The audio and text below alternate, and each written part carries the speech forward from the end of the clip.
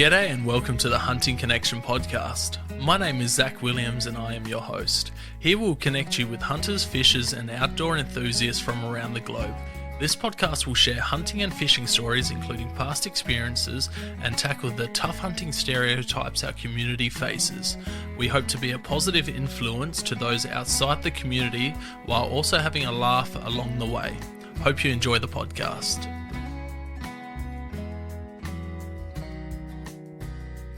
G'day and welcome to another episode of Hunting Connection podcast. On today's episode, I am joined by Melissa and Kristian from KMV Tallow. How you guys going?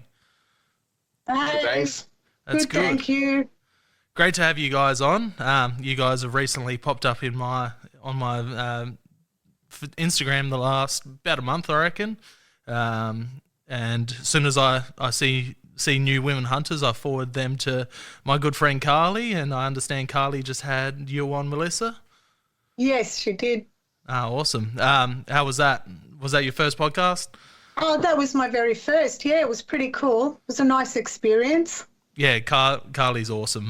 Big lovely, proponent of women getting into hunting, so it's great to see. So whenever I see an interesting woman who's out hunting, I go, Carly, here's another one for you.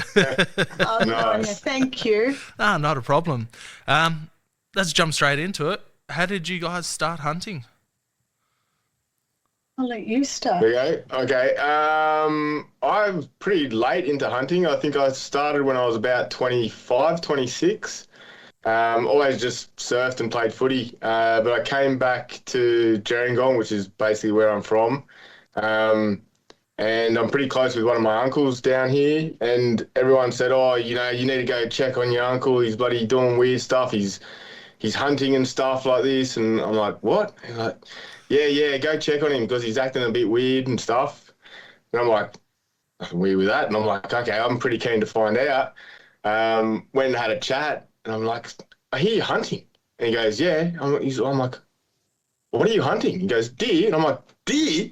Deer? Where? He's like, just up in the hills. Here? There's deer here? And I just lost it. So I'm like, can I come? And then, it just went on from that. I was just hooked straight away. Hunted with him for, so that's going back a little over 20 years now. But then I went through the stage of, running my own business, having a young family and couldn't get out that much and letting him down because I couldn't come out. But we do the fox hunting and stuff, to sort of take care of the property. So I'd go out with him a couple of nights a week and then go chase deer. And, just got into that and then bow hunting and bow hunted for years. And then finally, became obsessed with eating venison. So I put the bow down because it's not as productive. And I've been into it. Like now he's a bit older, had some issues from work. So I've taken over looking after all the properties around here and I hunt 3-4 times a week, mostly fox hunting, but just keeping an eye on the deer. And then when I need a deer or when I want to go, I'll go chasing after the deer. So amazing. Yeah. So it was on, judging by your Instagram, it was all rooster in your area to start off with. That's what you first started hunting? Yeah, that's right. And that's so rooster is pretty much my favourite to eat as well. I eat venison twice a day. So, I don't buy my meat from the store. I couldn't bring myself to do that now.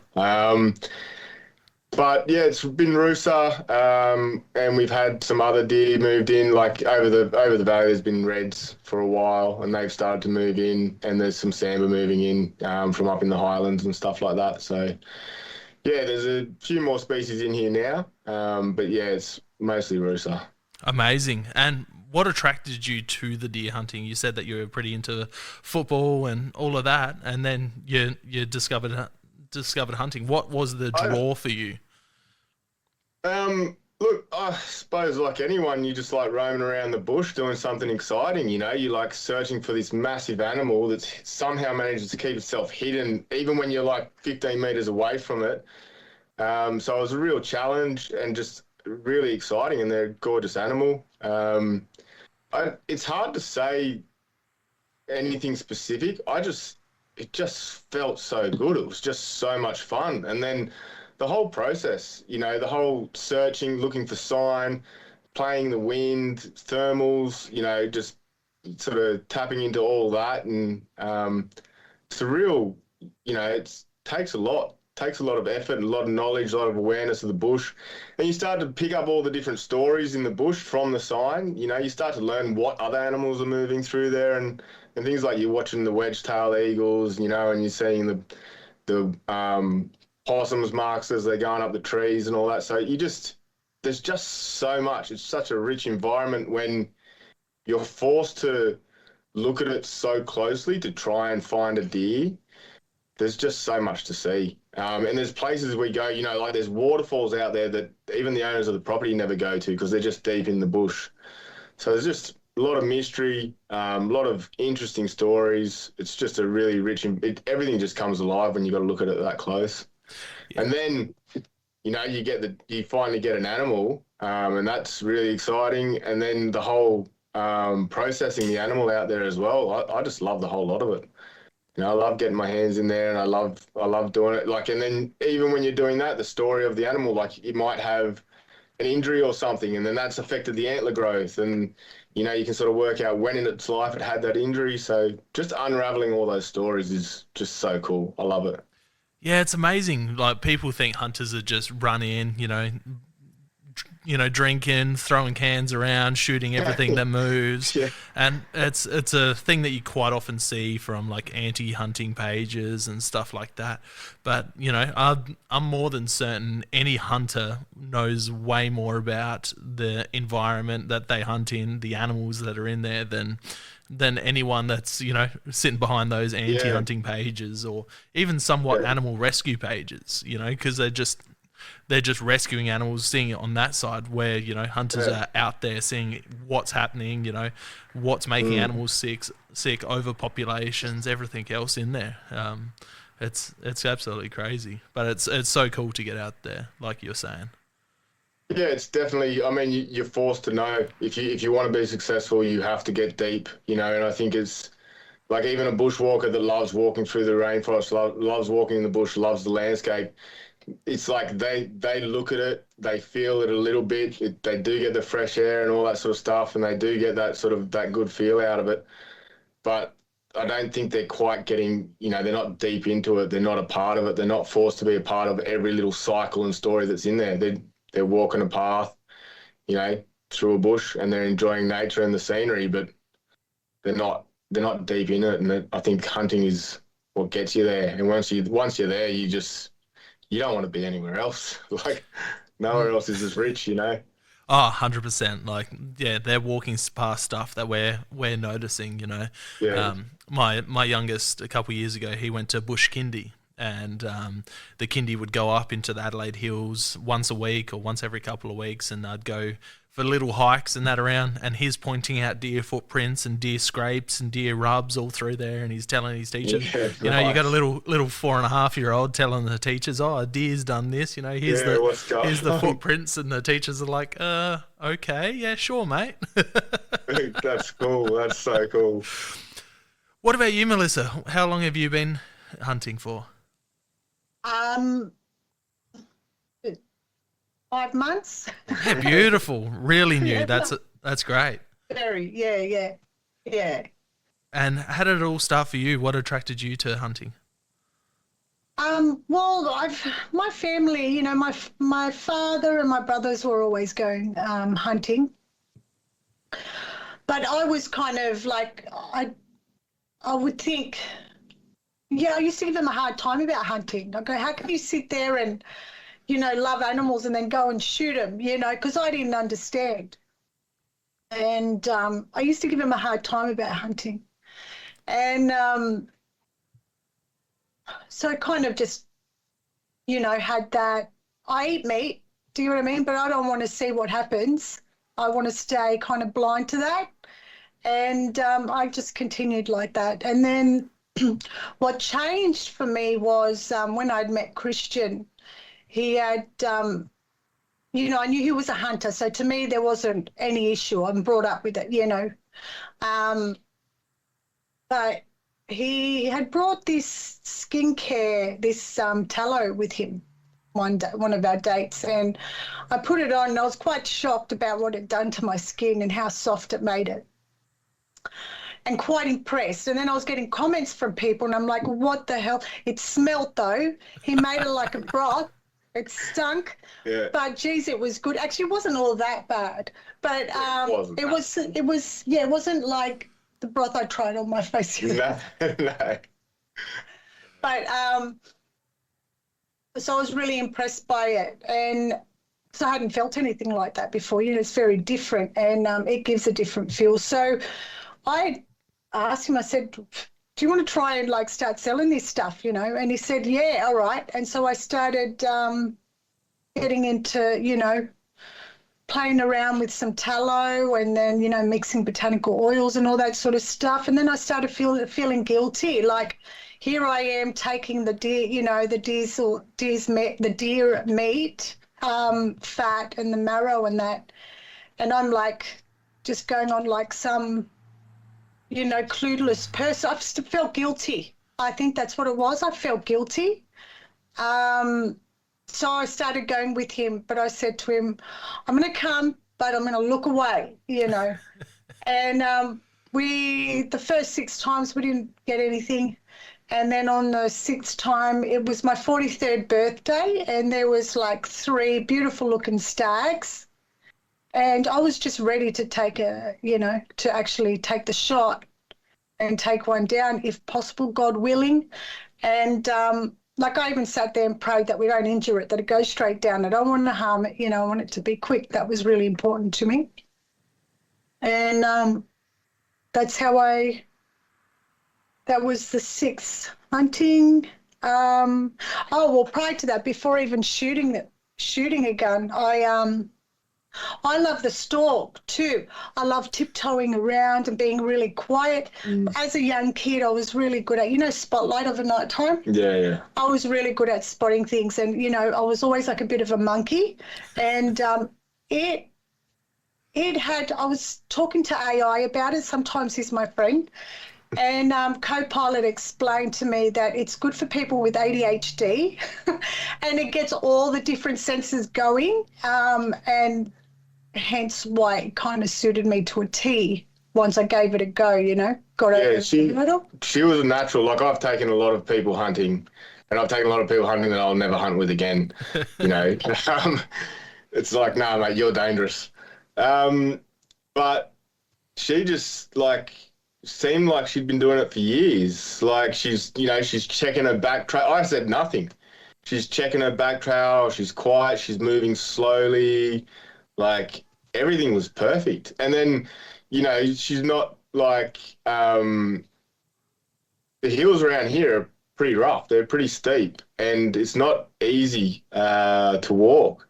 And Melissa, she's not like a gym junkie or, a sports fiend or anything. And I thought, oh, yeah, she's going to get tired eventually. But she didn't. So she had that drive, and she had the calm and the patience, and just she looked like she'd been doing it for years. So it was quite surprising. It is surprising because I'm never called calm and I'm never called patient. I've actually had that once before said to me, and that's when I'm around elderly people. So I work in support work. So they see the patient side, and when people think that I'm really patient, they don't know me well. So they're like, it only has come out 2 times in my life, and it looks like it's with hunting and elderly. But the rest of the time I'm quite, like a bit, Yeah, erratic, maybe something like that. Erratic might be a bit harsh, but yeah. No, that's very active. Yeah, that's awesome. Do you think the stalking side of stuff and everything came naturally to you, or do you think growing up with your dad and your brothers hunting, do you think you'd heard stuff over that time and just slowly picked up on it? So when you finally went out, it was kind of ingrained in you already. I think for me, when I get tunnel vision, and it seems I get that, what is it, that hyper fixation. Hyperfocus, yeah. Hyper, yeah. So I just have everything going, and I just naturally move a certain way, to what I understand would be the best way. So I'm just hyper-focused, and I believe that that's natural for me, only because I like it, not just like it, like I love the thrill of it. Yeah, it's cool. Amazing. It's funny. I've had a few women on here, and they didn't grow up hunting, but their families did. Their dad, their brothers, like yourself, and then later on in life, they've rediscovered themselves and started going out hunting, and they all very much say very similar things. Like they picked it up reasonably quick, and they've always eaten meat. They didn't have a problem with hunting per se, but they'd rather just sit back from it. But then just something clicks, and it's now their new passion. It's so awesome to hear, and so awesome to see. It's so strange, that thing that clicks though, isn't it? Like, how do I turn from what, like on my brother's property, right? Like dad lives on the property with him, and they don't shoot much there. Like they won't hunt that much on the property. Alex likes to look at him, Dad likes to look at him. Anyway, Mary had told me that my daughter told me that they're skinning a deer. And as I was driving down the driveway, there was this area where there were a couple of does. And I just thought, oh gosh, they're hunting. Did they put them here? So I'm kind of shooing the deer away so they don't get to them. Do you know what I mean? Which was hilarious. No. And then I went, no, I didn't tell you, did I? And then I went down and I was laughing about how I was shooing him away. And Emma, Alex's wife, turns around. She made me think twice. She said to me, I was proud of myself for shooing them away. And then she said, yeah, they wreck our fence, Mel, our fences. And if you take a look at their fences, there's like Ks, like a few Ks of fence. And I'm like, I kind of dropped then. I'm like, hang on, this is a real financial problem here. That's a lot of fucking fence. Do you know what I mean? Sorry, probably not meant to No, that's okay. You can swear. Yeah. That's very natural podcast. Yeah, cool. Well, I mean, that's a lot of fence and a lot of damage. So I kind of was like, I swallowed my pride just there and understood that part of stuff. And then getting to know Kristian, I started understanding, a lot more about, different things. Yeah. So, Kristian, my question for you is the skincare product that you gave Melissa. Were you making your own soaps and stuff out of the tallow to start with? No, well, I sort of, like you mentioned your bone broth. That's how I started. So I've just, I'm like, same sort of thing. When you get a deer, you start wondering what you can do with other parts of it and how you can, make use of it. And everyone knows how good bone broth is for you. So, like, when I'd make meals, I'm going to use stock, and I'm like, why am I buying beef stock? This is kind of ridiculous. So I started making bone broth, and then you make a bone broth, you end up effectively with tallow on the top. And everywhere I searched, they said, oh, that's no good, just throw that out. And I'm like, throw it out. Like, I can at least use it as a cooking oil, right? So I'd scoop it off, I'd render it, so I'd get all the moisture out of it and all that sort of stuff. Render it pretty high, like I was boiling the crap out of this thing, and which is not good for, well, it's not bad, but you ruin a lot of the nutrients in that. You lose a lot of nutrients. Same with everything. You cook it up. Cooking stuff just kills nutrients. So I had a bunch of that, and I had a lot of spare, and I'm like, what am I going to do? And my brother is a tattooist. He does a lot of the Japanese traditional style tattooing. So he does a lot of big back pieces, and it's, it's like real solid, sharp line work and bright colors, and it's, real poppy sort of stuff. And what he was doing is he was suggesting to his clients to use tallow, beef tallow, skin cream on their back and on their arm, wherever they were getting tattooed, like a week before, because it improves the quality of the skin and it makes it easier for him to tattoo, and it also makes the tattoo hold better. Yeah, wow. So he's like, dude, make some tallow balm out of it. I'm like, okay, cool.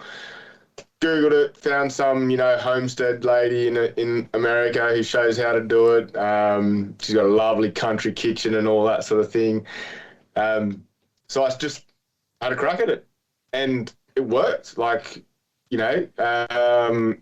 I render it, then I'd add oil. So I was basically sort of 70% tallow, 30% oil, and I tried avocado oil, olive oil, and coconut oil. Everyone that tried it preferred the avocado oil, and then I put a few drops of frankincense resin in it to make it smell like not an animal product, you know. Frankincense essential oil. Resin is the rock. Oh yeah, not the resin. That's the stuff you use now. That's the good stuff. I was using the basic cheap stuff. And yeah, and then I was just giving it away. Like same with, you know, like I get excess meat, I give it away to friends and family. I had this stuff, just giving it away, and everyone was loving it.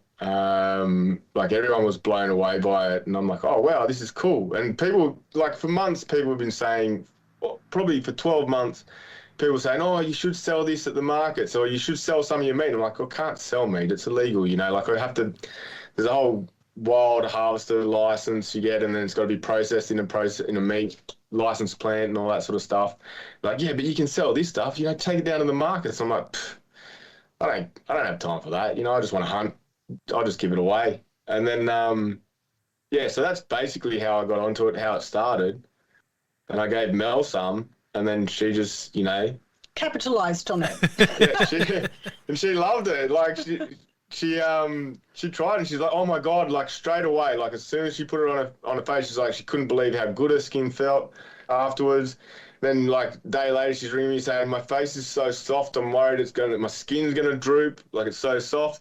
I'm like, nah, your skin's not gonna droop. I actually almost had not a panic attack, but you know, you get lightheaded and your hands. Yeah, she was like worried she'd done something. Yeah, I was really worried it was just going to droop, and I was. Yeah, and I said, no, you'll be right. And then she said, oh, see, I don't, what do I know? But I'm like, yeah, you'll be right. No, you did know. You gave me all the information on it. Yeah. Well, stuff I'd read, but I don't really know from testing. And then you're like test dummy, or one of the many. That's awesome. And then the next day, she's like, her skin had now just firmed right up. And so she was like, it's smooth, it's soft, it's firm, it's like, everything's great. So she's like, we got to do something with this. And a lot of people said we got to do something with it, or I should do something with it. But Mel's like, nah, let's go. We're doing it. And she just started down the track, and I'm like, okay. Let's go then. If you're gonna be the drive behind it, it just means I get to hunt, and you know, take the tallow, take the fat, get the core fat out, you know, and take the marrow. Like, I'm into that. If you want to turn it into a product, cool. That's so awesome. Yeah, it's funny how humans have gone from like natural fats and everything else, and you know, because all the soaps all used to have natural fats and everything, you know, and it's like, you know, when I chuck a shrimp pot in, I go buy the cheapest, nastiest soap I can find because it's still made with fat, and then, you know, the shrimp and yabbies love it.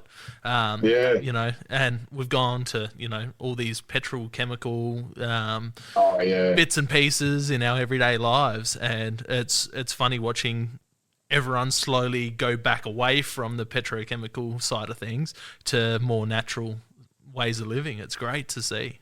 And the fact that you guys can capitalize on and introduce species in Australia and, you know, use that to your benefit and your health, it's so cool to see. Yeah, well, I think that's the big part of it. Like everyone's going back to it because I think we've just found the other stuff just doesn't work. You know, well, it's like putting a Band-Aid on. It doesn't solve the problem. It doesn't actually make things better. It just masks things. So, you know, like before we had freezers, people were preserving their meat in tallow. You know, they just put a steak in a jar with tallow, and then 12 months later, when the weather warmed up or whatever, they'd pull it back out and eat it. It's a good steak. And then it's all coated in tallow, and then you fry it up and you get nice. You know, it actually tastes real good. So like a lot of things, you know, a lot of animal products have served us really well and kept us healthy and strong for years. And now you see, I don't look too much into it, but you know that the rates of obesity and diabetics and all other like neurological issues and stuff are all just going through the roof since I know something like the 70s or whatever. So, you know, my grandma, she lived till she was 99. That's probably because she was raised a lot more naturally than what my mother and what we have been, you know. So don't know if we're going to reach that age, but like maybe our kids will, you know, Yeah. so if it turns back. Yeah, it's when they switched over from animal-based fats, you know, using tallow to cook with, and then switched over to industrial grain oils, and it's just like I've never been a massive fan of butter, but I've always hated margarine. You know, never had butter on bread and stuff growing up. But, you know, when Nan used to make me pancakes, she cooked it in lard. And I'm like, why do these pancakes always taste so much better than wherever else I have pancakes? And it comes down to cooking in the lard. And, you know, I cook a steak now, I'm cooking it in lard or butter. You know, I cook everything in lard and butter. And it's just because it's so much nicer and gives such a nicer flavour. Yeah. So and you're doing the, you know, it's better for you too. So you're winning on both fronts. You know, you can't lose. Yeah, it's crazy how we were turned. Like, you know, I'm in my mid-30s. I was raised with the food pyramid. You know, animal-based products were basically always at the bottom. You know, animal-based fats and stuff were always bad for you. And you know, growing up, the first thing I'd eat off of a steak or, you know, lamb chops was straight to the fat and sucking the marrow out the bone. And everyone's like, that's so bad for you. You can't do that. You know, you're going to get yourself sick, or you can't have that much salt on some meat. You know, it's so bad. Salt's so bad for you. And it's just come around in full circle that it's actually good for you to have salt is good. Did that come around, did it? Yeah, there's some studies been going on for 45 years, and they found the people with the higher salt content based on just geographic, you know, diet and all that sort of stuff, have the lowest rate of heart disease, you know, and salt gives you heart attacks apparently, you know. So, it's absolutely crazy. Like, you put a salt block out in anywhere in the bush, and there's animals going to come from everywhere to come and lick that salt block. You know, there's a reason why there was a war. There's a reason why there was a war over salt many years ago. It's crazy, eh? It's crazy. Oh well, we're all wisening up now. Yeah, we are. It's awesome to see. You know, as soon as I seen you guys utilizing the tallow for your product, I'm like, oh, this is pretty cool. And yeah, I'm gonna have to get some and try it out. But yeah, it's so good to see, and hearing about the skin cream product and how you guys have made it. And so how long have you been developing it and before you put it on the market? Almost 6 months.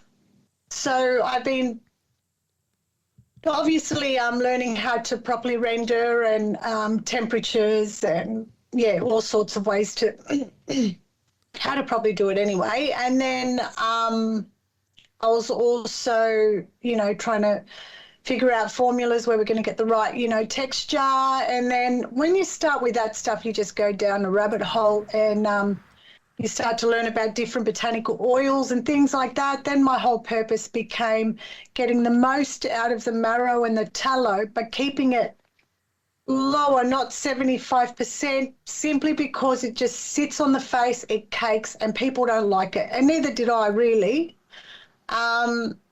So then I started, you know, using different oils. You know, different oils give different slips, glides, finishes and stuff. And that probably took, when did I get my, 1 month ago, 5 weeks ago, I finally made my master formulas. I hit. That's where I'm staying. I thought she was there a while before. Like, I'm like, this is enough. Like, this is what, we're on version 5 now. Like, we're done. This is good, Mel. This is good. And she's like, nah, I'm still not happy. And I'm like, mate, this is amazing. And I won't stop until I'm happy. No. And then and then the next one came out. I'm like, oh, actually, it's good. This is actually better. And then she's like, nah, I'm still not happy. And I'm like, fuck, come on, give me a break. And then just that hyper focus. Yeah, but it pays off sometimes. Sometimes it doesn't. but sometimes it does. But what about your beard? Yeah, That's when I made him a believer in me about why I kept going and going and going. You explain that story. Yeah. Yeah, like the beard stuff, I was like, this is amazing. But the first one she did, I'd never felt my beard so soft. Like, we went shopping to like Office Works, and pretty quickly I'd had enough and went and stood outside.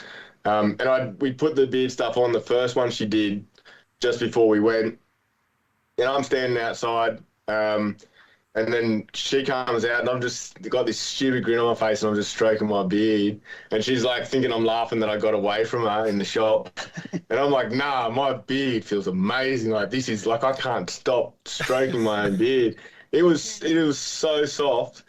And then, she's changed it and changed it and changed it. I'm like, you don't need to do this. Like, it's already amazing. But the final one she did was actually, she just wanted to get the texture a little bit better.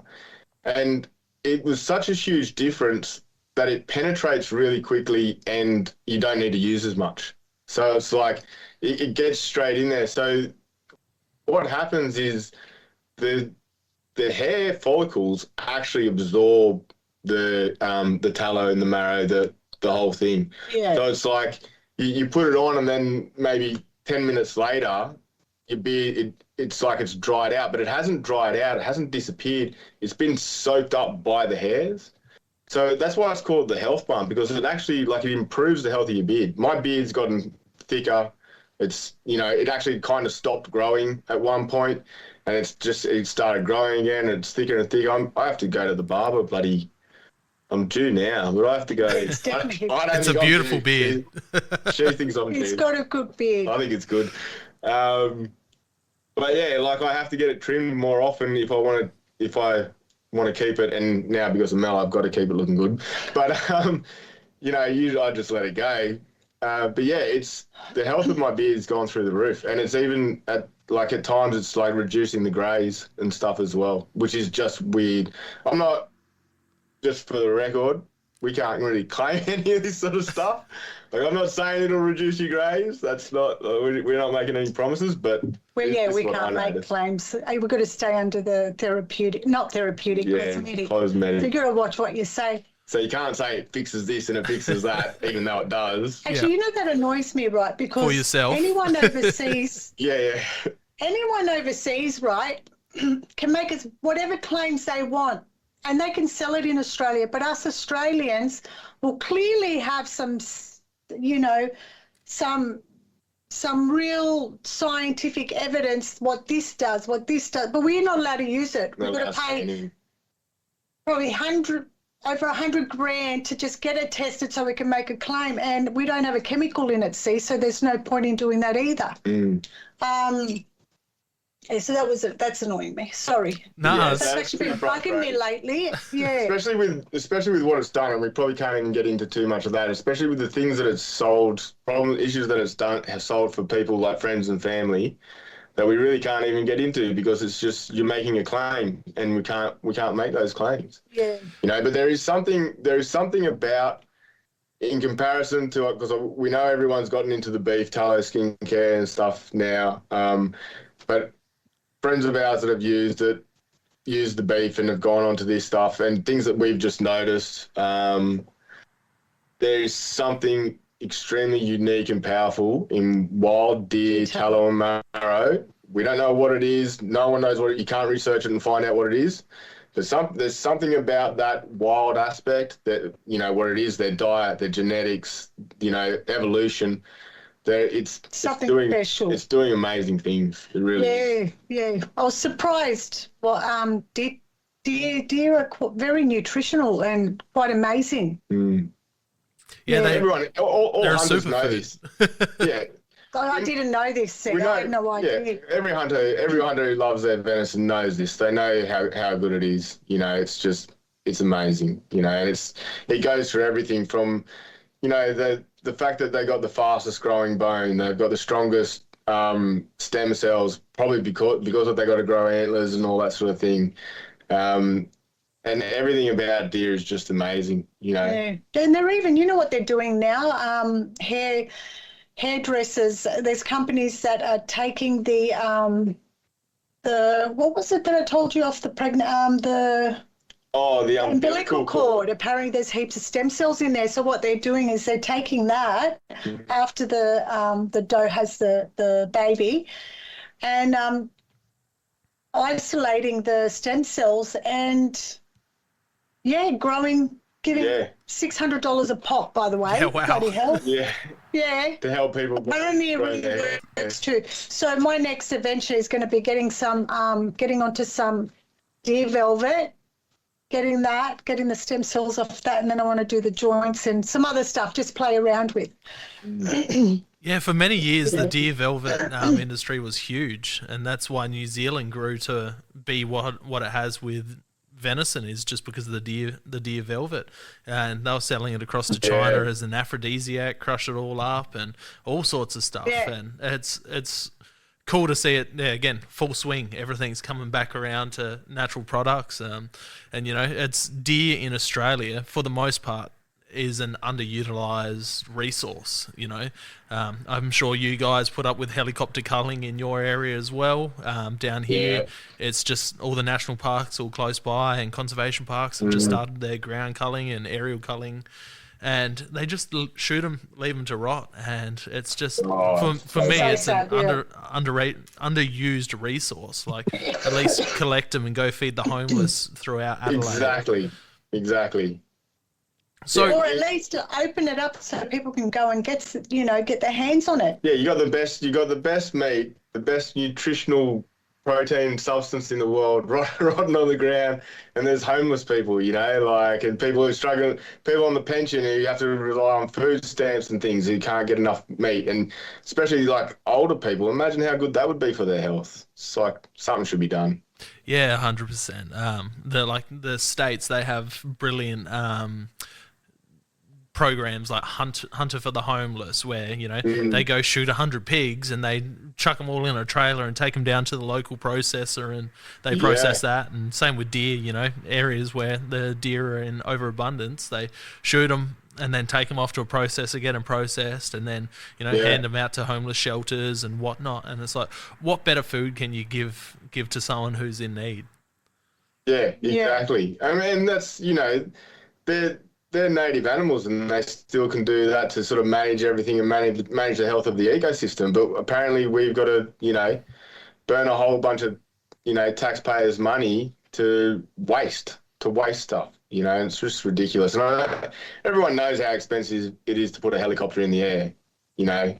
Every time they go up, we're, just burning thousands and thousands of dollars. Not to mention, I mean, they could be just like really hurting a lot of, like deer, and they're just sitting there walking around, injured. And I mean, doesn't look, usually the guys who are employed, generally, they're pretty good marksmen. They know their stuff. But you do see the helicopter. Yeah. But they're professionals. Oh well, yeah. But you do see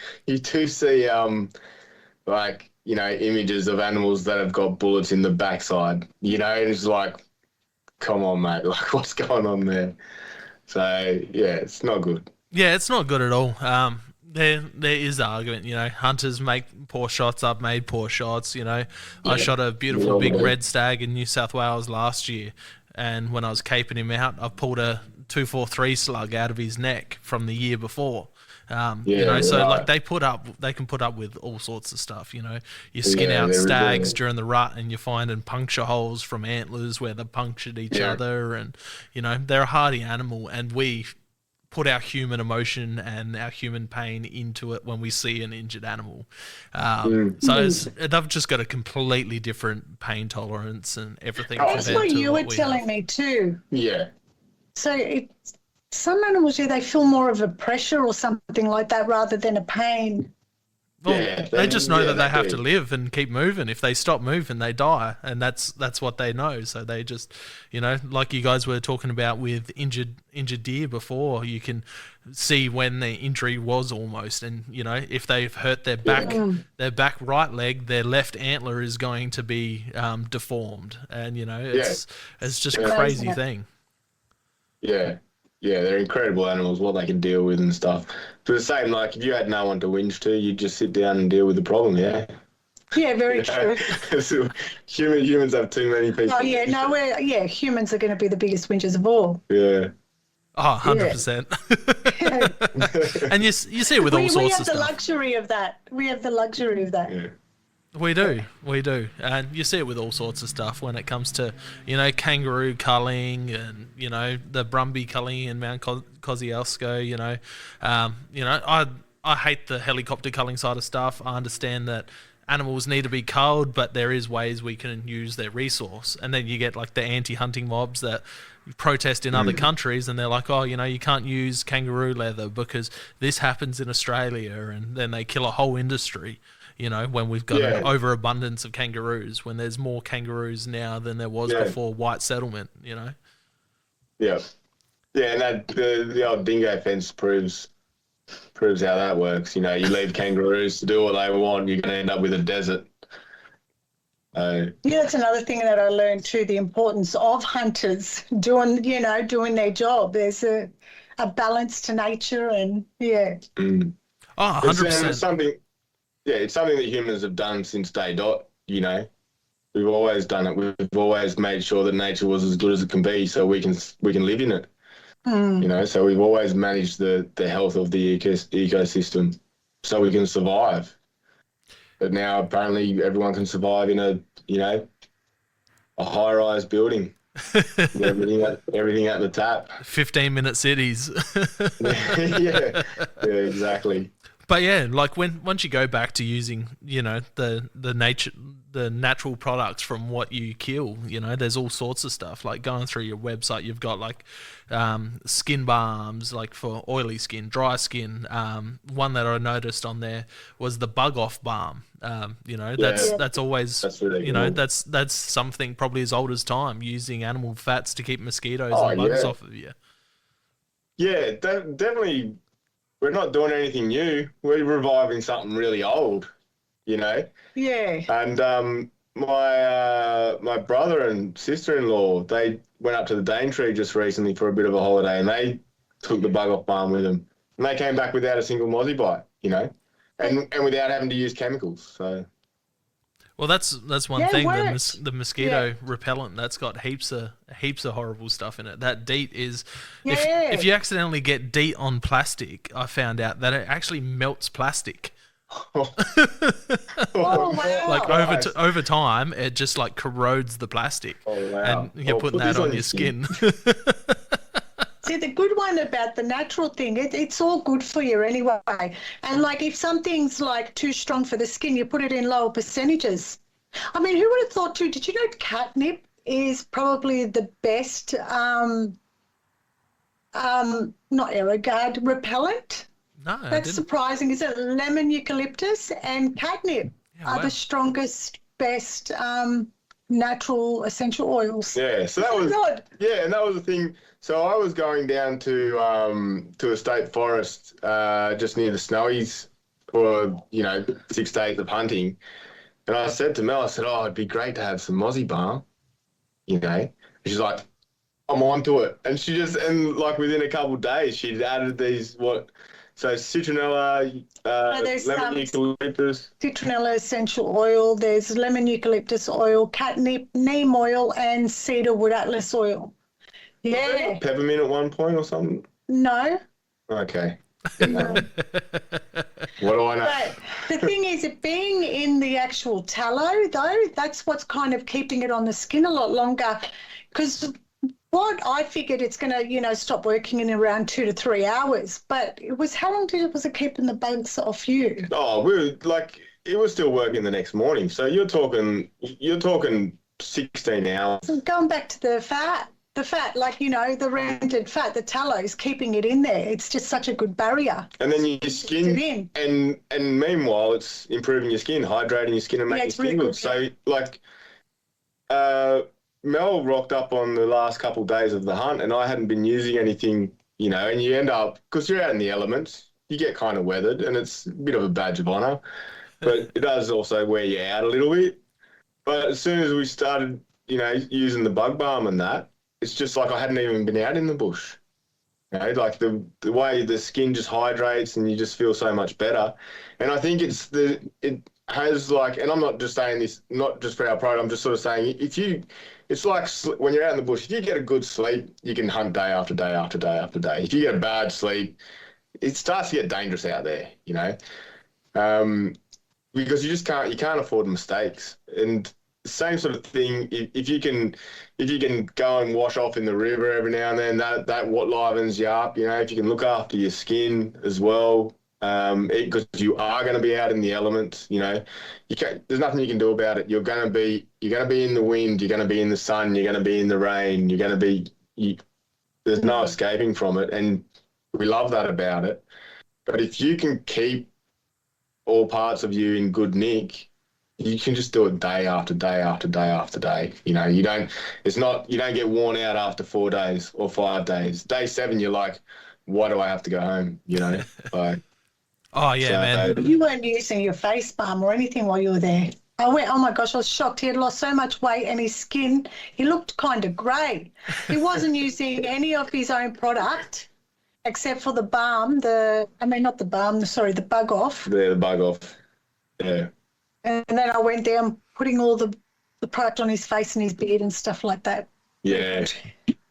Yeah, well, yeah. We're not trying to sell, by the way. You know when you're passionate about something? I can tell how passionate you guys are. Delve into it. Yeah. Yeah. And it's just so cool being out, you know, hunting like that. Because, yeah, you do lose weight. Like on a 7-day trip, when you're out hunting, of course you're going to lose weight because you're going, you know, you're doing miles and miles a day and you got that drive. You can survive off, you know, bit of caffeine, chocolate bar, a bit of tobacco, and away you go, you know, like and venison jerky. Yeah, and jerky and salami and stuff like that. And you just go and you can run yourself pretty ragged without realising it, like because you're just so motivated, and then you get to sort of a certain point where you go, well, far out, you know, maybe I should take a day off. maybe we should have a camp day.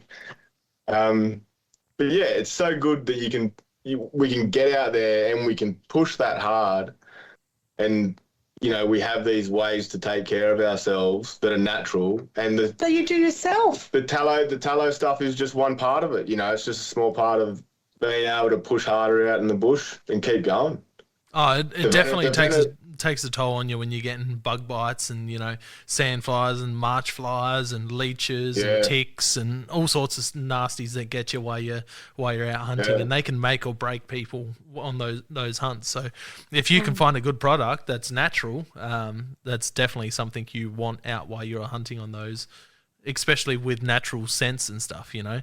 Like, you know, hunters won't take deodorants and stuff out with them because you don't want that chemical smell on you. Like you're not, yeah, you know. I've used different beard oils and that in the past, and when I'm out, I'm using like natural, unscented stuff. We're gonna send you a beard balm. Yeah, beautiful, awesome. I can't wait to try that. You'll love it. Yeah, try it and give your honest opinion. Yeah, 100% will. Yeah, it'd be good to get. It's always good to get negative feedback as well, you know, so you can fix things. So everyone's a bit too nice sometimes. Oh no, not my family. Oh yeah, not yours. I mean, not the Greeks and the Massos. What I mean is, when I think, for some reason, I think of my mum when I say that. She's the most critical. She might watch this. So with my first round of testers, the first one, she says, I don't like it. Straight up. I don't like it. I feel it's on my face. I don't like it. And yeah, but I mean, that didn't keep, you know, that wasn't the thing that made me keep going. But yeah, like, so, but she was right. It was exactly what I was thinking myself anyway, the heaviness on the face and stuff. Yeah. It's amazing going through your website how many products you actually have. It's like I knew you guys had a few products because I'd seen it on the Instagram, and I hadn't clicked onto the website until tonight. And yeah, you've got a huge range of different stuff. So it must have taken you ages playing around with all the different oils and getting all the textures right and everything else. Like it's crazy how much work you put in. Like, because you said 6 months of testing. Like, that's awesome. You got 2, 4, 6, 8, 10. There's 10 ranges on the men's stuff, and then about that on the women's as well. So that's crazy how much work you put into it in 6 months, and that's that hyper focus that you were talking about earlier. Yeah, and I wouldn't let it go. Yeah, she wouldn't let it go. I was obsessed. I don't know how I was working 2 jobs and doing that. I don't understand how I did, but I managed that. Yeah, I think it's one of those things as well. You know, it's the same with it. It's deer, you know, and the hunting. I think, and this is the way it's happened with Mel. Like when we first met and stuff, she's like, oh, you know, I'm not really that into venison, and you know, I'd never go hunting and stuff like that. And then, you know, now she's, you know, after sort of 4 months, she's obsessed.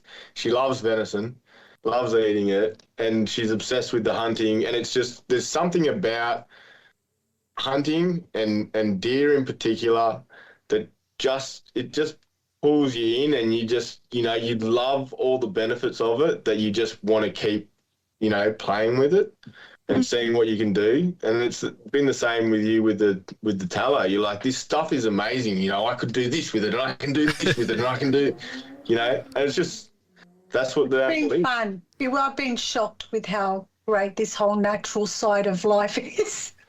Me, I don't mind a bit of chemical. That's just me. I had a large carbon foot, and but I'm working on that. Kristian's, you know, helping me be a bit more, you know, aware of it. Plus, by the way, going back to the venison, my dad will eat it straight after he shoots it. Yeah. Like that strong gamey taste. You just can't give a new person that. That's going to turn them off. I said, Dad, you've got to age it. You know, I learned from Kristian. And, yeah, so since he's given it a go, he's given it an age. But, yeah, some people like it strong. Yeah. Yeah, but you need to age it. You want a nice, fine meat, age it well. It gets so sweet and so tender Oh, when my you gosh, age it's it. beautiful. Yeah. Yeah, it's funny that me personally, I can shoot a deer, chuck it, you know, whack it with a rock, and then cook it straight over the fire. And to me, that's living. You know, the aging side of stuff. Yeah. I've tried wet aging stuff, dry aging stuff. It turns out awesome. You know, especially if you hang a deer with the skin on, so you don't get that crust on it, so you're not losing, you know, a good portion of it. But you know, hanging in the freezer, I've hung, you know, tenderloins and backstraps up. Yes, you don't get much off a tenderloin, but you can cut that tenderloin after it's cooked with a fork with almost no pressure. Yeah. That's what the kids, because my kids, you know, basically they're forced to eat it. I mean, they love it. They don't like eating beef and stuff. They've told me sometimes when we've been low. It was probably about a little over 3 years ago, we ran out, and it's, you know, we haven't run out again since, because they just got upset. They're like, Dad, you need to get up into the hills. You need to get another deer. This is rubbish. We can't be eating this crap. And I'm like, yeah, fair enough. But yeah, I mean, the whole aging thing, that's pretty interesting. I see a lot of people, you know, they will hang it and age it without the skin on, and I'm like, I cringe when I see that. I'm like, dude, no, don't do that. If you're gonna dry age it, like if you're gonna hang it, leave the skin on, for crying out loud, you know. Like I don't have the luxury of a cool room, and so I've always done it. And my uncle, like he's really strict on his like hygiene, and he's, you know, making everything perfect and all that. He's got that sort of focus. So I got all my methods from him. And it's basically, we age it 5 to 7 days in an esky on ice, and you just keep changing the ice, make sure it doesn't sit in water, get waterlogged or anything like that. So if you know, keep it all drained, keep changing the ice. And we've done, and that way, and I still leave the skin on for at least the first sort of 4 days. And then I'll take the skin off, and age it for another 3 days. And it's beautiful. There's no waste. So there's nothing dries out, nothing gets putrefied, everything's clean. Like, you don't have to trim off any crust or anything like that. The bit of the moisture that sort of stays in the meat, like the surface stays moist, so it just keeps everything good. And we've had a few experiences with that. So I shot a pretty ruddy stag a couple of years ago, and I was saying to the kids, I'm like, oh, you know, this one's pretty bad. I don't know how it's going to go, but we're going to take the meat anyway and see what happens. And it was day 3 or 4, I noticed that rut smell starting to disappear. By day 6, it was gone. Like, it was not there at all. And I told a mate just on this year, he shot a fallow buck during the rut. And his same thing, he's like, oh, I don't know, about this one. It's pretty smelly. It's like real things. So I'm mate, put it in the esky, day 5, you'll notice it's almost gone. By day 7, it'll be like it wasn't even a ruddy stag. So, like, I live by that. I just love it. It just makes everything so perfect. If we want to eat meat, if we want something for camp, we just eat the heart. Oh, 100% heart and tenderloins are the first thing to go for me. I'm yet to try that, but I'm looking forward to it. It is really, really the good. Heart. Yeah, it's so good. Venison, if you get the tenderloins out and you make venison tartare, that is just raw venison, just cut up with egg on top. And people are going to get sick of me talking about it, but it's one of my favourite things to make up with, fresh tenderloins. I'm going to get into that. Yeah, he gets the tenderloin. You should see the deer after we're finished with it. Like, there's barely nothing left. So you take everything. Oh, why leave anything behind? Yeah, it's so good. And that's another thing that made it easy for me to get into the hunting with you too, was that ethic type of thing. But I'm really keen to try this venison tartare, with the tenderloin. So, like, because, when you after butchering deer so many times, you're like, this meat is so clean and so nice. I could probably just eat it like this and everything. And eventually you're just going to go, I've just got to do it. I've got to try it. Yeah, and I'm like, oh, this is good. You started a bit more of it, raw straight away, out there in the field. So venison tartare, venison I've just had a complete mind blank. Venison stuff. Yeah, it's gone. Where you ceviche, where you ceviche, yeah, where you cut it nice and thin and pound it out, and rock it and like a little dressing on it, and that's outstanding. So what goes into the tartare? Is it do you put is there any citrus in it or anything, or is it just? No, so it's finely chopped. At first, when I first started looking into it, I thought it was minced like venison. Yeah, that's what I was thinking. You just chop it up as fine as you can into little cubes. You mix it up with your herbs and spices, and then you get the raw egg yolk, and you drain the egg whites away, and you put the egg yolk on top. You get some real crusty bread, and then you just dip it in. My mouth's watering now. I'm hungry. Rocket and capers and What is it called again? You remember? Venison tartare. Venison tartare. What are the herbs and spices, if you don't mind me asking? I'll let you know now. It's been a little bit since I made it because I haven't shot a deer in a little bit.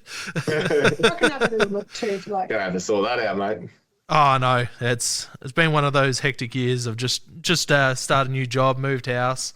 That's right, yeah. So shallots, capers, Dijon mustard, Worcestershire sauce, lemon juice, olive oil, salt and pepper, chives or parsley, and then you cut it all up and real crispy bit of bread. That sounds like a good, It's amazing. Oh my gosh. Like, I made it at work and a bunch of guys are like, I'm not eating raw venison. Like the ceviche was, that was borderline because it was very thinly sliced, where this is, you've rough chopped it and there's a raw egg on top and everyone's like, oh no, that's disgusting. Dude, babe, we're going to have to try that one because there's a place. Your brother will do that. Yeah, well, there's a suburb in the Illawarra called Cringilla. It's where all the Europeans kind of around the BHP area lived. So there's a shop that sells the penne di casa bread where they cook it in there, so it's already a pre-made dough, and they cook it on the spot. But I go in and I can ask them for the frozen one. Imagine doing that tartare, venison tartare. Tartare, the venison tartare with that, and we bake that with some olive oil or butter. I love my butter. Yeah. Bacon, so you're having hot and then cold. How nice is that? That'd be good. Oh my gosh, we're so going to try that. I'm keen to see how that goes. I can't wait to see that on your page. Yeah.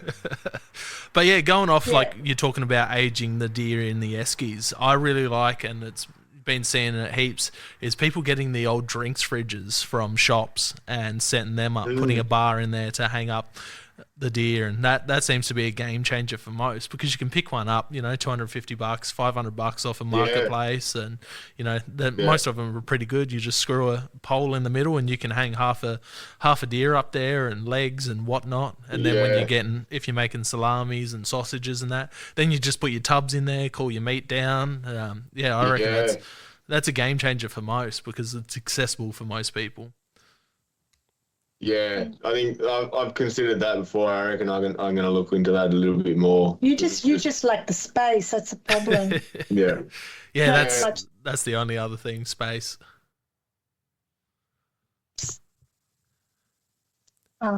So you've dropped out. I don't know. Yeah, just dropped out. Like I said, the internet cuts in and out here.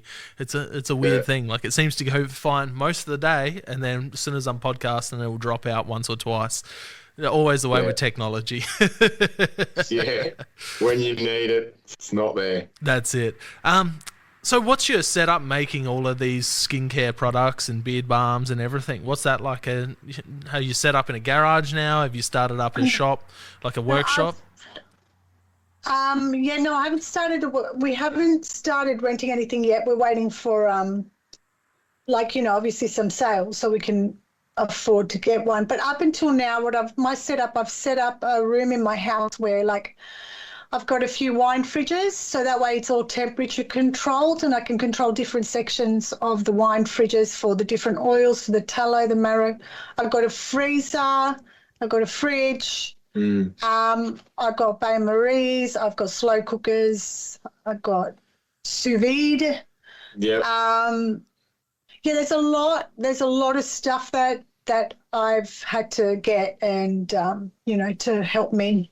Yeah, Mel's lucky she's got a pretty decent space for all that sort of stuff, so that she can have, especially the wine fridges and all that, to control the temperature, to keep everything sanitary and stuff as well. It's pretty good.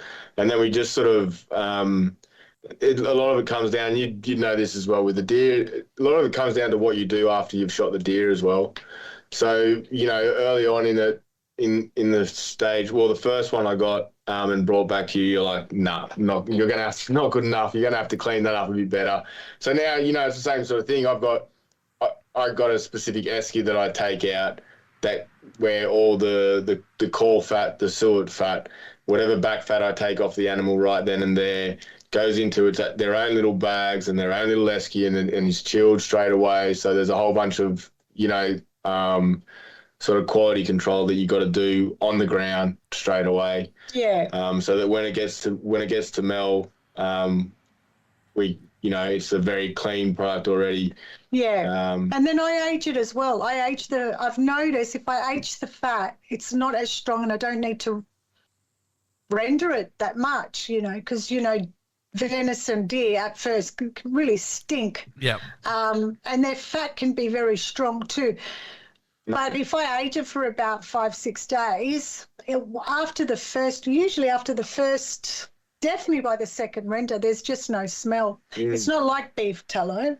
Yeah, that first one, very different. The first one we did that I brought back, when I brought back sort of the suet and all that from the bush in a much sort of cleaner way, without having it sitting with the legs and the back straps and that, and absorbing some of the blood and stuff from that, or when I brought it back nice and clean, and then we chopped it up and rendered that, the first sort of cake of tallow that we got out of that was like pure white. It was pure white with no smell. Yes, it was unbelievable. Where'd the smell go? It was so. It was the oddest texture, and the snow white. Like, it was just it's that beautiful color. It's very. And that's when we knew it was definitely you're going to be able to achieve a level of quality that you need to achieve to actually turn it into sort of a marketable product, something that you can actually, I can give my friends and family free stuff whenever I want. It can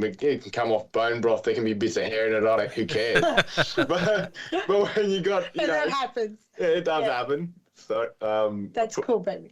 I probably shouldn't say too much about that. But it's definitely not happening with the skin side of things. Yeah, but if really pedantic. If you're actually selling a product, you need to hit a whole new level of quality in that sort of thing. So to find out that we can do that. I know about the OH&S and stuff. I've ran kitchens before, so I'm quite... Yeah. So now that we know that we can do that, we can reach that level of standard quite easily, just with a few simple steps to keep everything controlled. It's amazing. Yeah. That's pretty cool. That's awesome. Like, you hear quite a bit, like, you know, a lot of people don't use venison tallow, and they take the fat off straight away because you can get that waxiness to the meat if you're cooking it with the tallow on. So, do you think that waxiness is what makes it a really good skincare product because it has that film almost to soak in? So, the venison deer fat is very similar to our own fat.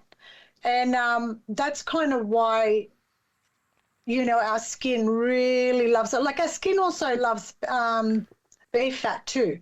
Like, I'm not putting down beef tallow at all. It's amazing. It's great stuff. But venison deer fat it's a lot closer to our own, you know, lipid structure and fatty acids and omegas and stuff like that. So it kind of just... our skin just breathes it in, and you feel a bit of a heaviness, but you don't have this film or anything. And people start to think, oh, it clogs your pores, but it doesn't clog your pores. Actually, it does go in, but all it's doing is barrier repairing and soothing your pores as well. So your skin still breathes, and that it's such a strange phenomenon, and how something like that waxy can just be good for your face. And it's hard, but how come when it goes on my face it makes my face so soft? It's just it's pretty cool. I think it's partly as well, like the waxiness, the strength of the taste of deer fat speaks about the quality and density of the nutrients that are actually in it. Very dense, yeah. So it's not like, you know, it's the same sort of thing, you know, cattle have been bred for human consumption and fed on, you know, and even you got the grass-fed, grass-finished, yeah, great, but it's still, the grass is still generally a genetically modified grass, you know, it's not a natural grass. And all that sort of stuff goes into the palatability of the product, so, you know, they can sell more. And that's why, you know, like when you get this beef that comes from regenerative farm, the fat's not the same color. The meat is not the same color because it's a lot richer in its nutrients. And deer, because they're living wild and they have not been bred for human consumption, it's all natural. They've evolved naturally. And what they eat. It's just a much richer source of nutrients. More complex nutrients as well. You know, they're eating things that there was a study in America where they tested the quality of nutrients and what they called flavoids, which means how good it tastes, I guess, from industrial cattle, so, you know, like pen-raised cattle on beans and stuff, through to grass-fed, grain-finished, grass-fed, grass-finished, regenerative cattle, farmed deer and wild deer. And the nutrient quality and flavoid quality, you know, grew as you'd expect. But the wild deer, even compared to the farm deer, so farm deer and regenerative agricultural beef were kind of on par. But the wild deer was just in a completely other realm because they're eating barks and wild grasses and flowers and, you know, all sorts of things that these other animals just aren't eating. And they're getting nutrients out of these flowers, the human body, these other plants that we can't process. But those nutrients, and this is what the scientists are saying, those nutrients are going straight into the muscle fibers. So then we can process. So we're getting nutrients from wild deer that you can't get out of any other animal. Well, I mean, any domesticated animal. Well, even the regenerative agriculture beef, they're not getting the same nutrients as what is in the deer. It's not just the level or the quality. There are nutrients in deer that don't exist in other animals. Yeah, and that's probably why people on carnivore diet do so well, especially when they're introducing venison, because you're getting all of that nutrients through the meat, through these animals. And, people that tend to go to the carnivore style diet, they try to source as much wild meat as possible, and that's probably why. And you get all these anti people that are like, oh, you can't get all the nutrients you need out of the animals. Well, you get it in higher quantities, especially when you eat an organ meat, so it only makes sense that you're getting all these benefits through the tallow as well. And tallow's a crazy thing. Like, I'm not sure if you've ever heard of the podcast Bear Grease by a fellow named Clay Newcomb in America, but he goes on a it's a good one. But he goes into deep chats about how good the bear grease is over there, and all the old. I was going to say something about that. Sorry, go on. No, yeah. Just how good it is. They use it for cooking and baking, and like that was worth gold back in the days. Like, it was absolutely crazy. So to see you guys use the deer fat over here, and answered a couple of the questions I was going to ask you. Like, are you only ever going to use wild sourced venison tallow for it? And then you pretty much just answered that when you were talking about the different farms. Stuff when it comes to all the nutrients you get out of farm versus wild venison, which is awesome. How much tallow do you get out of an average deer? Oh, that varies. We've actually, remember there was two deer that we had on Alex's property where they had no more fat. So we got I got a velvet fallow up in the Highlands, up here, the Southern Highlands. So velvet. So it was early February, and like the back fat on this thing was like an inch and a half thick. Like, so I think we ended up with something around like 5 kilos of fat off that animal. So that was huge. Then my one, the one that I got, weighed almost 4 kilos. Yeah, so that was a rooster down here, a bit bigger, but the fallow seemed to get really fat. So hers was a rooster in velvet as well. He had fat. And then there's another two that my cousin ended up getting, and that had barely no fat. And that was does as well. So that was also. Do you follow the Two Blokes Fishing? No, I don't think so. No. They're just sort of recently blown up. They're pretty good. They're a bunch of Aussie lads from, I think they're Central Coast or something, New South Wales, and they were on Alex's Cooking with Volk YouTube a couple of weeks before us. And so they got a deer, did some cooking, and then your cousin that same day got a one as well. So these two does. So we went there. They got some fat off theirs for ours, and there was not much there. And your cousins, like, we're even getting the core fat. The core fat was almost useless. Like, this lovely sheet that is often just a big sheet of lace fat, had barely anything on it, and that was a doe, which is we find rare. With the stags, you expect there's times they're going to be fat and there's times they're going to be super lean. Yeah. With the does, I thought they were a bit more consistent. Yeah. But then the one we shot, she had heaps. And that she probably would have had around 4 kilos. I reckon 3.5 kilos. Yeah. So that was only a few weeks later, really, wasn't it? Probably a month later. Yeah. Might have been a month later. So yeah, same property, another doe, but she had a really good amount of fat. So there's definitely times of the year, and it varies. Remember the two fallow bucks that my friends got when we went to the state forest? These deer, and this is another remarkable thing about deer.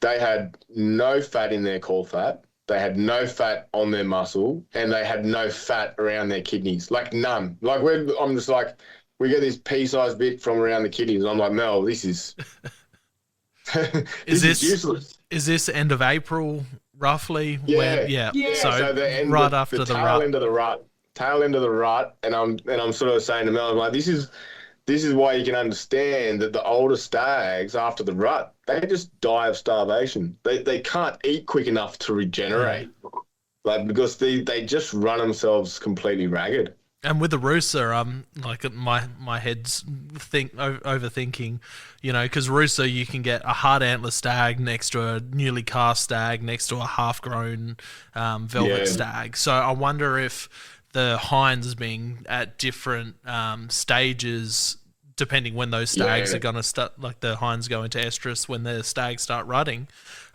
whether they're going. Some hinds would have gone into estrus early, so that they don't have the fat stores, and then some are just about to go into estrus, so they have a higher fat stores, getting ready to become pregnant.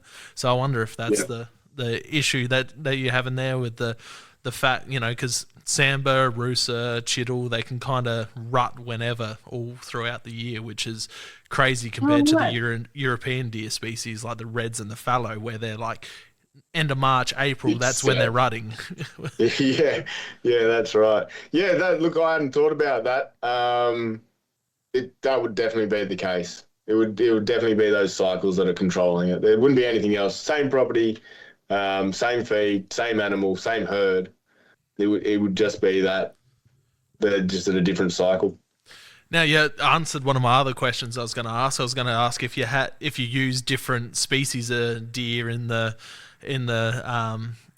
skincare products and that, and whether that different species have a different texture or a different end product compared to like the rooster and the fallow. You've said you've used those two. Do you get a different, or is it very, very similar?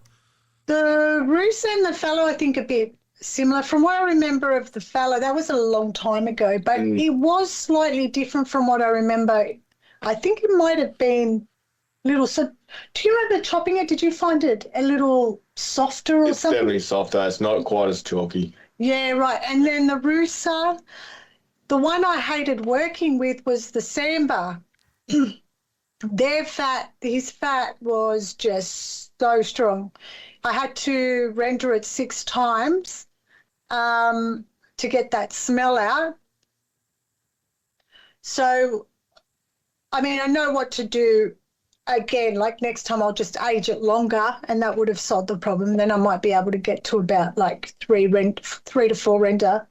But they got a lot of fat and a lot of marrow, which is great, but their fat smells bad. So I didn't enjoy because I had to smell it while it's cooking. It stunk my house. It was gross at first. But it's I wasn't aging it. I had it for a few days. But it's just to clarify, it's a strong meat, strong deer smell. It's not like there's something wrong with it. Oh, no. Sorry. Yeah, I'm probably demoting it. No, it's just the fat's clean and pure. It's that strong that animal, deer smell. Yeah. The animal has a different scent to it, It's the same scent, but it's just strong. I wonder why that is with Samba. Well, they're massive, I'd say. I mean, look, if the fallow's smaller and their fat was softer, the rooster is bigger. Their fat's a bit chalkier, chalkier, yeah, a little bit. So it just seems the bigger they are, the bigger they smell. Yeah, it could be that. Samba are the 3rd largest deer species in the world. And I want to get myself one one day. They're so cool. They're like a horse. I just booked in a hunt to the Vic High Country in August. Nice. So I do a yearly trip over there with a couple mates. So hopefully we can find a couple because it's incredible venison.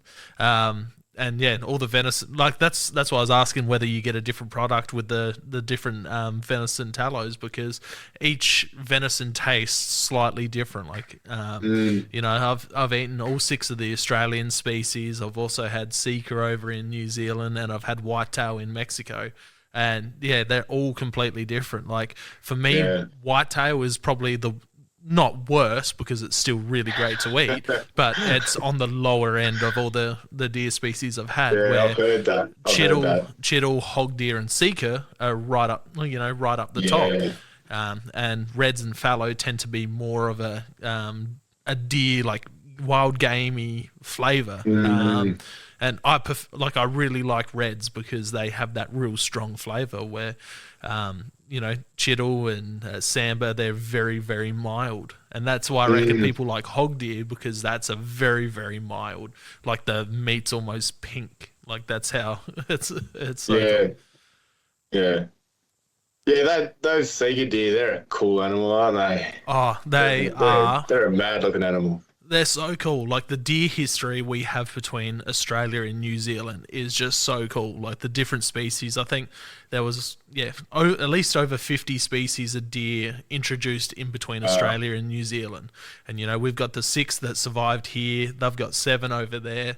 And possibly 8 if someone ever finds the moose over there that's cruising around in the Fiordland, which would be an awesome find if they ever do find a live one over there, because it would be just a miracle. But it would be, I know lots of people would be, when's the tag available for that? I'm going over there to try and get a New Zealand moose.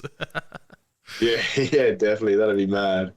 So which one, like, what did you like about, your favourite ones on top of the list? Were they small, medium or large? Well, Sika are very similar to a fallow size, so they've got that medium build.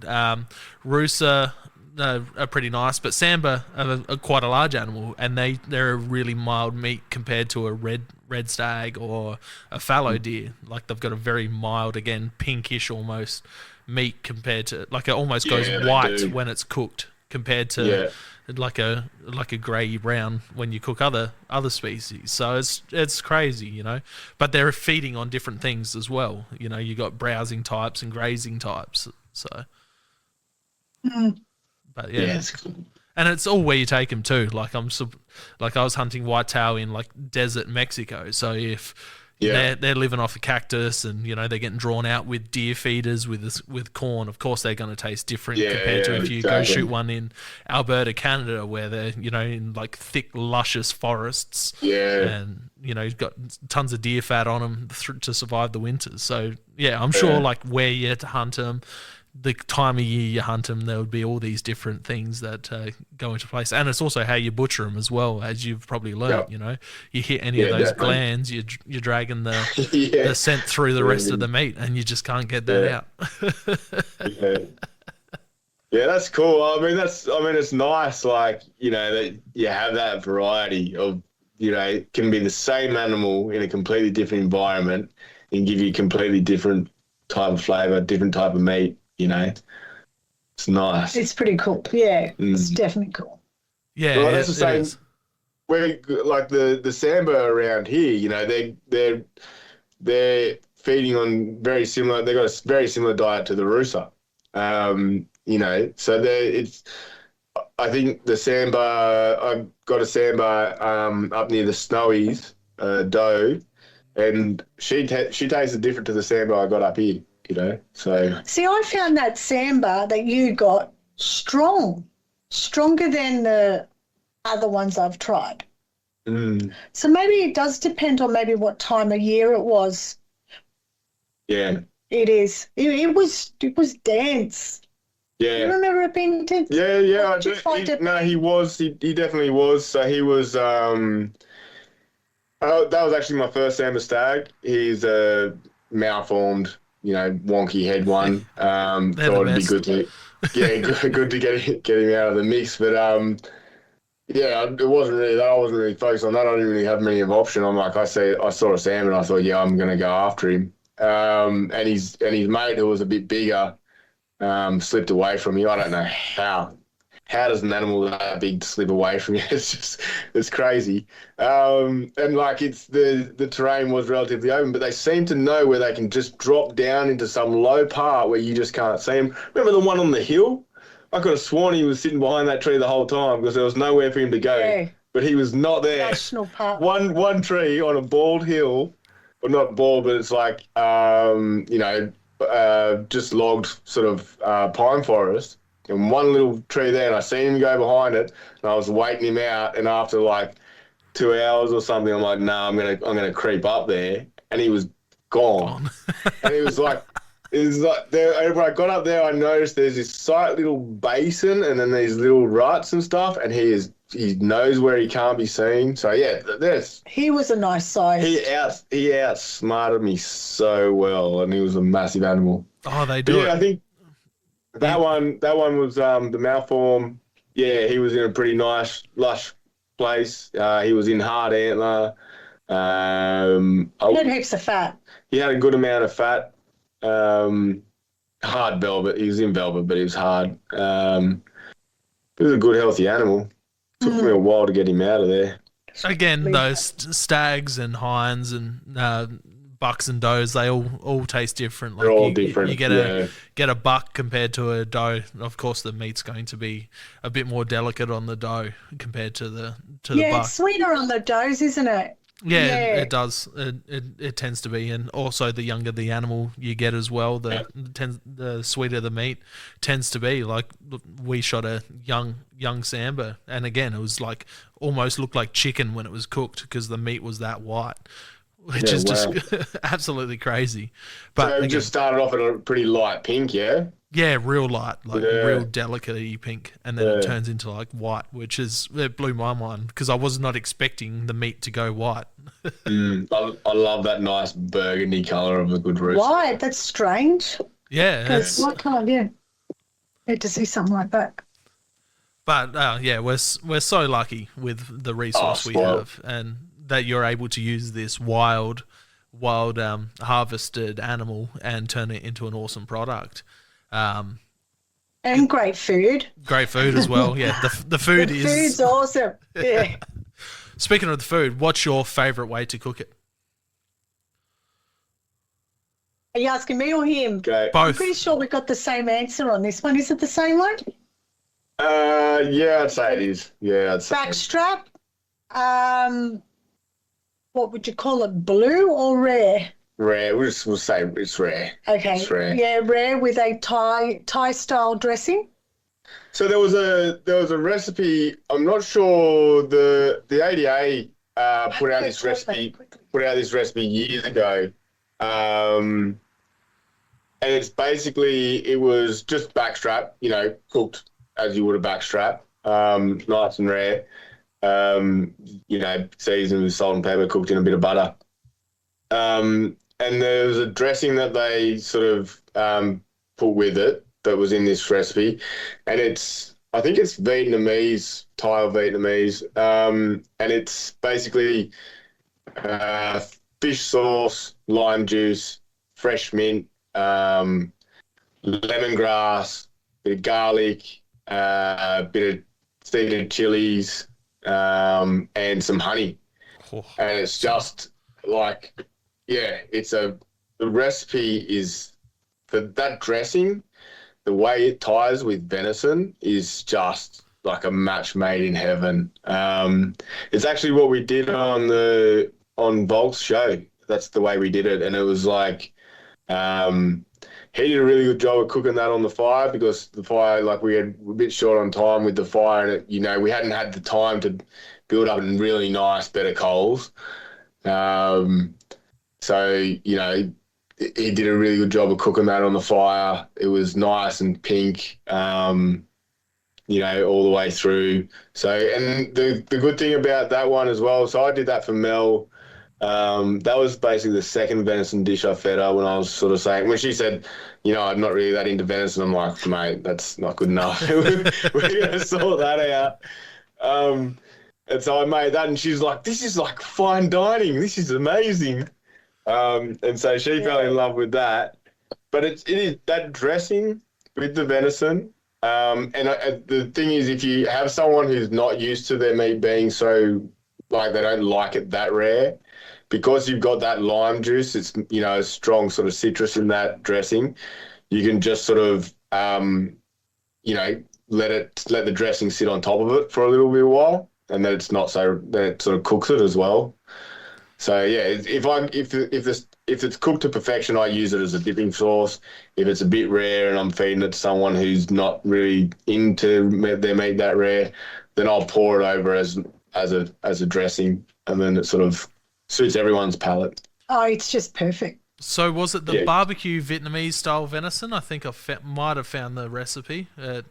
Sounds good, looks good. Yeah, I don't know. I can't remember what it's called. I've got the recipe saved as a favourite phone somewhere. You sent it to me. Yeah, no, I've got it here. Don't worry, I can get to it.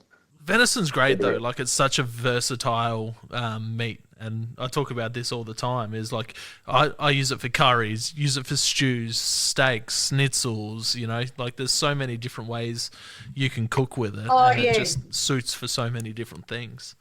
He makes beautiful schnitzel as well, and even the schnitzels are rare. Like, not totally. No, I would say medium rare, pink. Medium rare. Gotta keep it pink. Yeah, it's really, really nice. I always used to have like veal schnitzel. I thought I was chicken, and then you just have a venison schnitzel, and it's like it's all over. Nothing's the same. Yeah, well, that's like I have missed schnitzel because I remember when I grew up. Schnitzel was veal. Chicken schnitzel was not a thing, and then people started bringing out chicken. I remember the first time I ordered a schnitzel at the pub when I was a bit older, like when I was 19 or something, and this chicken schnitzel came out, and I'm just like, what is this? What's chicken? I don't want chicken. Like far, like I'm not that into my chicken. You can't resent chicken. I do. It's poor man's food. It's just the way I feel about it. I don't know. Look, it tastes good. You can do lots with it, curries and stuff, barbecue, chook on a roll. I like the taste of it, but there's something that it's just I don't. It's a white meat. It's a white meat. It's basically a vegetable. Yeah, it is. It is. Yeah, so I'm not that into my chicken. I like to eat it. I like the flavour, and I'll eat anything you put in front of me. I like food. But yeah, so I was very disappointed. So when I got venison and started doing venison schnitzel, and it's so much like the veal schnitzel I remember growing up with, that made me real happy. And my kids love it. It's nicer though. Kids love it. Venison schnitzel burger. It's so funny that it's actually beef, veal, whatever. It's a lot more stronger than what venison is. Yeah. It's a lot stronger. Yeah, it's nice. It's a nice. Venison's heaps light and. Yeah, it's just light and sweet. Although it does lean and nice. It depends. I think there's also there's a depth. There's a depth in the flavour that's sort of you wouldn't say is a richness, but it's more interesting, and that's where the different types of deer, and that's where I know what you're saying when you say some deer just doesn't quite have that kick for you. You want that sort of flavour. I think that's one of the sort of enticing parts about venison. There's something in the flavour that's just a lot more interesting. Yeah, it's not in your face. It's like you almost go searching for it. Yeah. Like you get that hit. It's not straight off the bat type of flavour. Yeah. You search for it. Yeah. It takes a bit and then you get it. Yeah, sometimes they're the best. That's the best. Good stuff. Yeah, and it's not in your face. It's absolutely amazing. Like I've got a mate down here who's a chef, and he works at one of Adelaide's fanciest restaurants, and he makes all sorts of venison dishes for himself. And he cooked us up a brilliant venison pasta, and we had backstrap all cut up, cooked over the fire. But he had some venison sausage that was just pure venison. He had cut it with no pork fat, and it was just amazing. Like it was a venison fennel sausage, and that was cut up in the pasta, and it was just ridiculously good. Was it moist or dry, or what was the perfect? Like it was in the pasta, so he cooked it up in the pasta. It had a bit of the sauce, yeah. Yeah, so it was just incredible. It's I'm blown away with how versatile it is and how everyone uses it differently. Yeah. From sausages, salamis, biltong. Like I've made venison biltong. And all of a sudden, all at once, they show up. All right, I don't know what happened there. I just had to change memory card out because it just shut itself.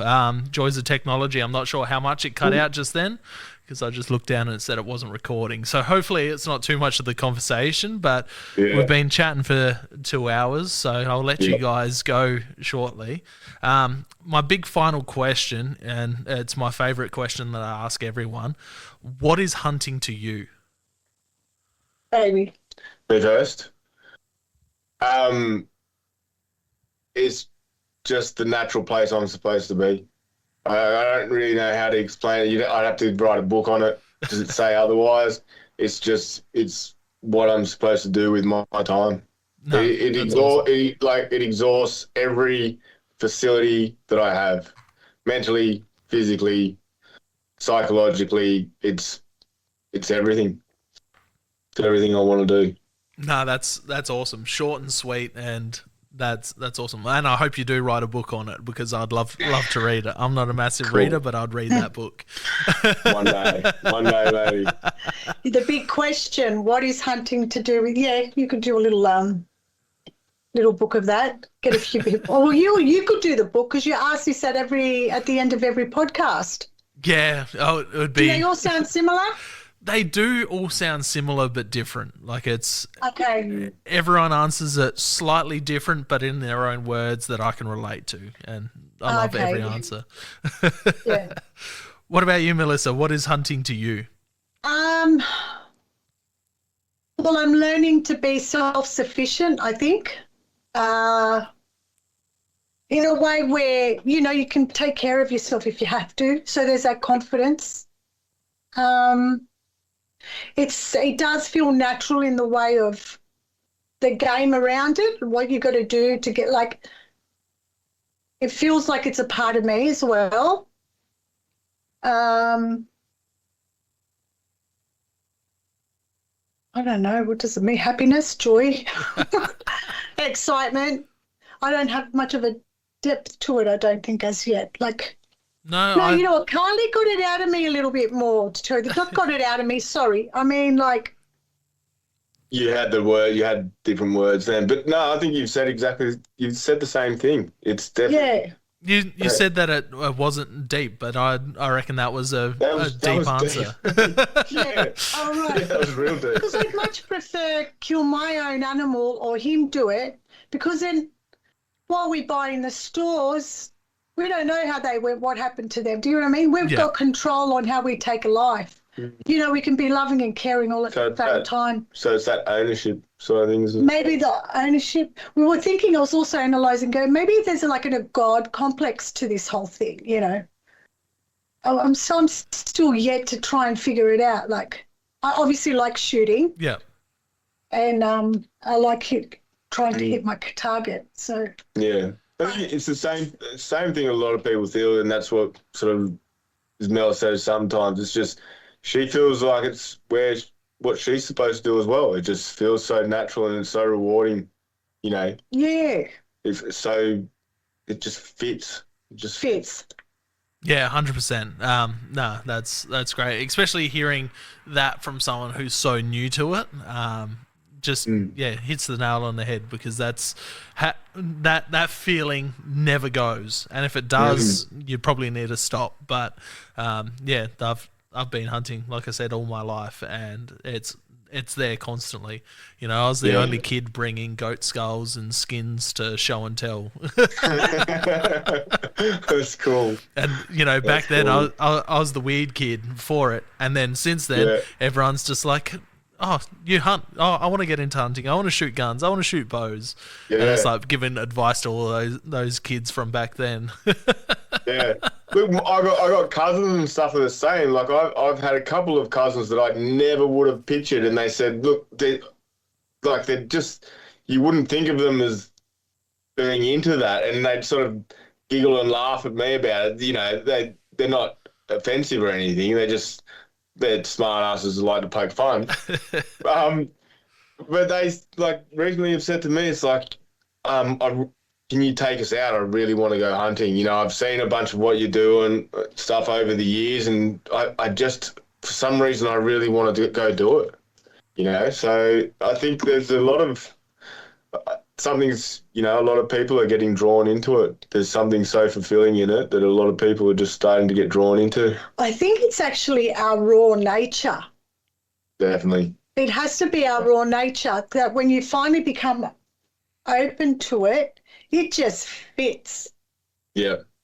Yeah, Mel's now obsessed. Like five months ago, she was saying, I can't hunt. I hope you're okay with this in our relationship. I won't be able to hunt. I'm not that into venison. Now she loves venison and she's obsessed. It's like, we'll be working on something. She'll go, are we hunting tonight? Can we go hunting tonight?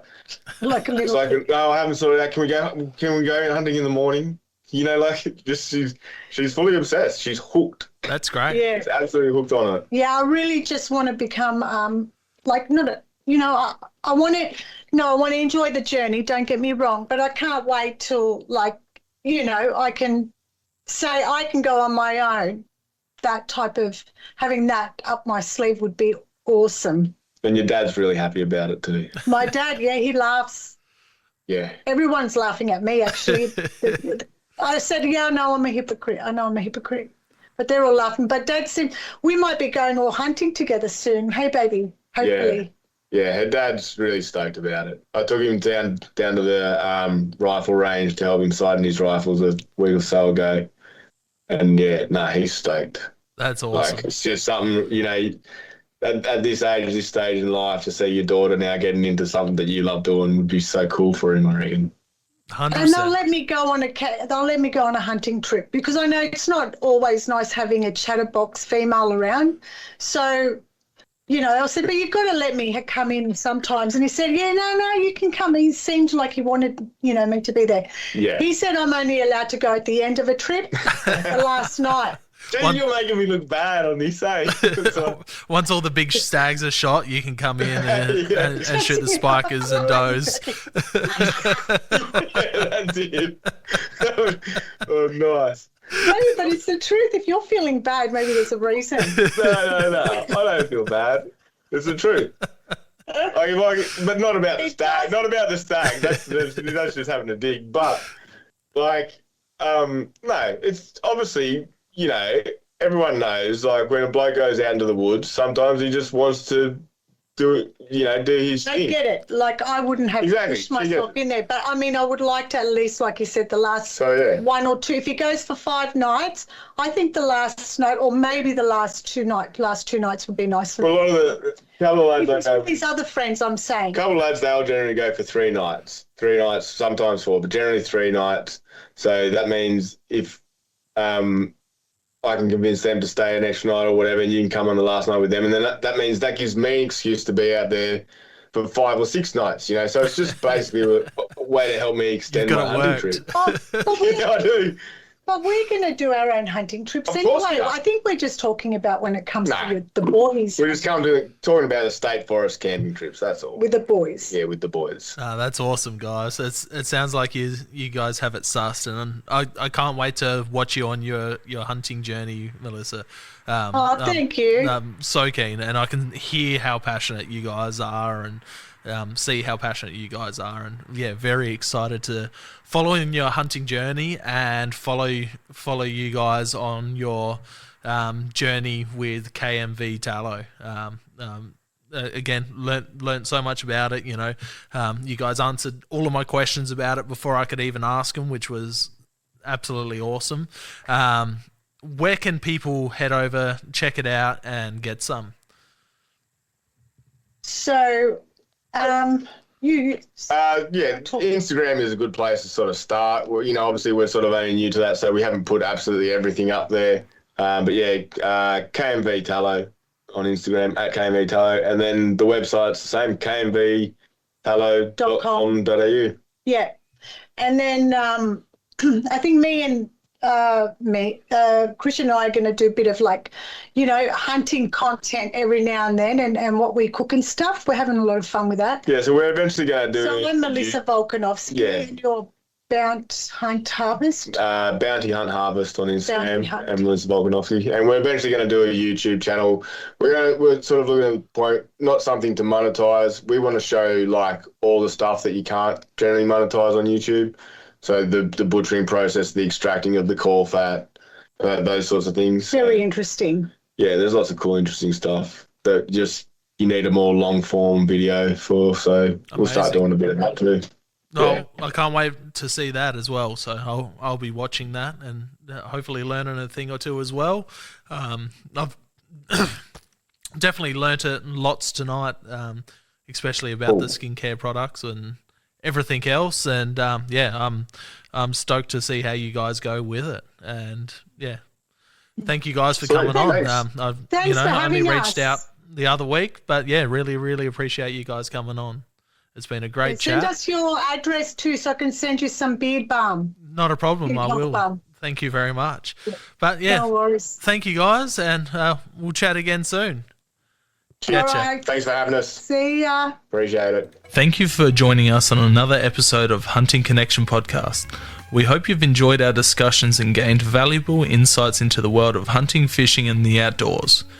To stay connected with us and never miss out on an update, please be sure to follow us on social media, all at Hunting Connection Podcast. We appreciate your support and would love for you to share the podcast with your friends and family. Don't forget to tag us in your hunting photos on social media and let us know about your experiences. Your feedback is invaluable to us, so please take a moment to subscribe, rate, and review the podcast. Together, we continue growing and delivering more captivating episodes for all hunting enthusiasts. Stay connected, stay informed, and keep pursuing your passion for the hunt. Until next time, happy hunting.